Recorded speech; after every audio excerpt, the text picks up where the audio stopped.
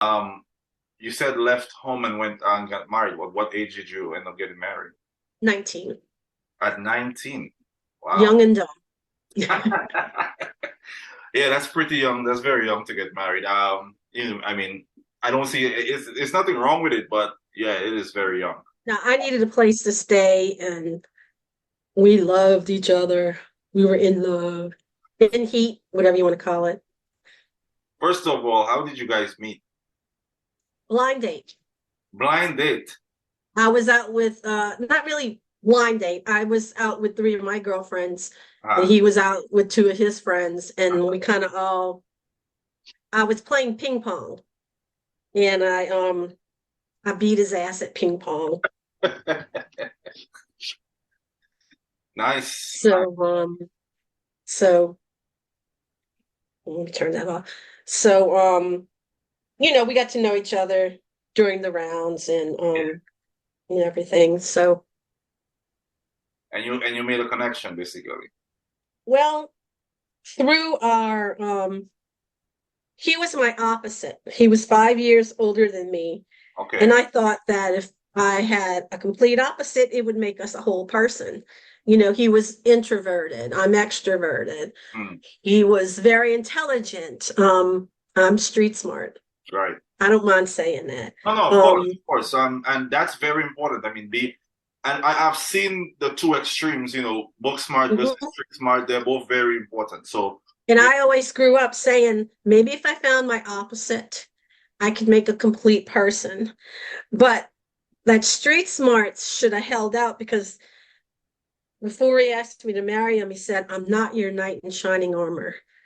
And that's when the red flag should have went up. I was young and naive, and I should have hauled ass. at least he was being honest. So, you meet at a little shindig, playing Hmm. playing ping pong. Then Right. you started dating. Did you Yeah, actually? we went out for about 9 months. Oh, 9 months. Okay. Hmm. And And did you propose? Did he propose? no, he did. He Okay. did. And I was kind of already over at his house all the time anyway. Right. So, we just had to we had like a little 12 by 40-foot trailer on a piece of land his grandfather owned. Um, Was he from New Orleans as well? no, he was from another parish, and I'm not going to name the parish, but No problem. yeah. So you mentioned something about your home at the time. Were things kind of, turbulent at, where you were staying at the time with at your family home? Yeah, my father's was ill, and I had a brother still at home I didn't get along with, and Okay. it was just best, I was already looking for a way out, and this was like a ticket. So Right, right. So um things was already turbulent at home anyway. Then yeah. you met this guy. He's not, you know, everything that you want, obviously, but maybe you figure somehow it would work, and then, obviously it helped because you needed to be out of there anyway. Yeah, like a mutual admiration society. I'm helping you, you help me, and we'll live happily ever after. Were Not you at the point where he asked you to marry him? Were you actually in love with him at that point? Yeah, yeah. And we were hot for each other, and we both looked good, and we knew it, and you know, So the attraction was there, everything it was there. Basically, it's it just was physical, it different wasn't people. intellectual. We were hot for one another, and the timing was right, Right. and I was ready to move out, and he was too, and that's when it started. So you get married, you're moving with each other. Uh, Hmm. did he have kids at the time, or did you want anyone? No, actually, this is like in the early 80s, Mm. and I had to put him through college. I was working, I put him through college. Um, and then You were younger than him. yeah, I was very younger than him. But I'm the extrovert. I can Right. sell anything. I can sell a popsicle stick. Got you. Got you. So I went to work, put him through college. He graduated Mm. in a time when the oil busted. I think it Mm. was 84, 86, somewhere around there. So he stayed home for 3 years. And I can remember him saying he was pounding the pavement looking for a job, blah, blah, blah. He Well, probably was. maybe, maybe not. I remember one of the wars going on. I don't know if it was the Iran maybe. Anyway, we were watching the scuds going. Mm, So while he was a couch potato in between, mm. but I was working, so he wasn't in any He hurry was to get a always job. working. Right, Yeah, I was working. You know, I was bringing home the money, paying for the college and everything. right. So then things drastically changed when I got pregnant With your with both the of you first one, first child. Okay. with the first child. How Yeah, did things change? I'm sorry. How did things change? Like in what way? Oh, he had to get a job then. Of You know, course. I was pregnant. Yeah, I was Right, going to stay home with the baby, but that didn't happen either. I right. had to go back to work, but he definitely had to get a job then. So, um, So you basically have to kick him up the ass to get a job. yeah. So I'm trying to think what year was that? Let me write that down the birth dates. So no problem. Okay. 1986, I had the first one. 86. Okay. Okay. 86. And then, like Locust, every 7 years, I had a kid. So in 1992, Mhm. after the birth of the second one, You got I pregnant. got my tubes cut. Yeah, I got pregnant in 1992, 1986. I got cut, tied, and burned. And I said, please get fixed. He said, no, I'm going to mess with my manhood. I said, you want 2 days of pain or 18 years of pain? Well, he got the 18 years. So I'm tied and burned. He's not. From 1999, But wait, if you cut your tubes and everything like that, you could it still grew back. It grew back. they can grow There's back. a Oh yeah, 3 in 1,000 chance it can grow back. It grew back. You were very lucky or unlucky. Well, yeah. So I found out I was Let's call it pregnant. luck. Let's call it luck. Okay. I was in my late 30s, found out I was pregnant. He Wow. wanted me to have an abortion. And I said no. Then he wanted me to have an amniocentesis.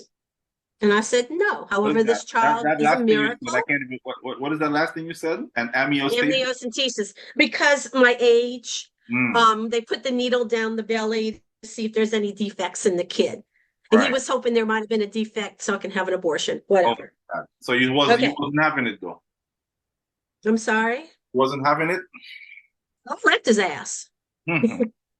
So I left his ass and then found the church, You left had the him baby. after the third pregnancy. I left him for a few months. You know, I'm like, I'm not having any of this. I'm having my baby with or without you. Okay. So the baby was born. He called the baby Houdini. That was the nickname for him. And things went downhill since then. Um, I always had to take care of the kid. I had 3 kids, 7 years apart. Every time I had a baby, we got a new car. You know how that goes. Hmm. So when my son was 11, I filed for divorce. When your son was 11, that's your first or the The first, third one. third The one. third one. Okay. Yeah. But up until that point, I'm going to tell you what happened. All right. Right. He wrote my name on truck stop bathroom stalls across the nation. No I way. don't know what movie he saw this on. And Was he a truck driver at that point? no, no, no, no, no. He was working in the oil field. Had an Mm, $80,000 a year job, you know. mm. All right. But that didn't matter. He put Sweet Macy on the bathroom stalls, called for a good time. Gave him 2 numbers to call. All right. One number was my home phone number, which back in the day we had the voice recorder. That was You know, before, not to cut you off, but that was before or after the divorce. no, no, this is all what led up to it. Right. All right. Okay. So we still, you know, I had the baby, but this is what led up to the divorce. So he put my name across the United States truck stop. Mhm. Truckers were calling me, describing in detail what they wanted to know how much they would leave this message in detail on the voice recorder. I Wow. didn't know. One day, my 11-year-old walked in and heard it, Hmm. and they used that against me in court. Who used that against you? He did. Wow. So I'm like, I can't make this up. They were talking about sexual acts, Mm. talking about prices, and Wow. that was and every time I can't tell you mentally what it did to me. Mm. They called it a mind fucking psychology, excuse me. He couldn't be with me, so he was gonna do what he could. Right. He said he wanted me childless, friendless, homeless, and penniless. And to this day, my kids have nothing to do with me. Okay. So at that point, the kids took his side. Were the kids taking his side at that I point? never told the kids my side because my lawyer told me not to talk, Mm. not to say anything because I'm the extrovert. Whatever I say would be used against me in court. Okay, this is the worst thing. My father-in-law was the police chief. Mm. So everybody in the system knew me. They knew my last name. It was all over town. Everybody knows everybody. And that's happening in New And Orleans. no, no, this was in another parish. Okay. When I got married, I moved to another parish. Okay. Not another, Okay. not another state, another No, parish no, still in Louisiana. in Louisiana. Okay. Mm. So my kids to this day have nothing to do with me. But it was because I didn't want to drag them through it. I didn't want to, if my husband wanted a divorce, I was heading that way when I was pregnant with the last one anyway. I mean, Right. So anyway, Uh-huh. I took 6 years to get divorced. 6 years. 6 years. And I had to end up paying child support You because my paid. son decided to go live with his dad. Hold on. All I did was substitute teach. He's making 80,000 a year and I had to pay 350 a month child Wow. support. Yeah. So all this is going on. I'm going downhill. He wants me homeless, childless, friendless, and penniless. All right. Um, I'm thinking in my mind, what am I going to do? Am I going to try and have a relationship with my kids? I thought about renting a trailer and this and that, but I'm like, I just need to start over, Right. and get out of here and pay the child support. Right. So I had two mottos.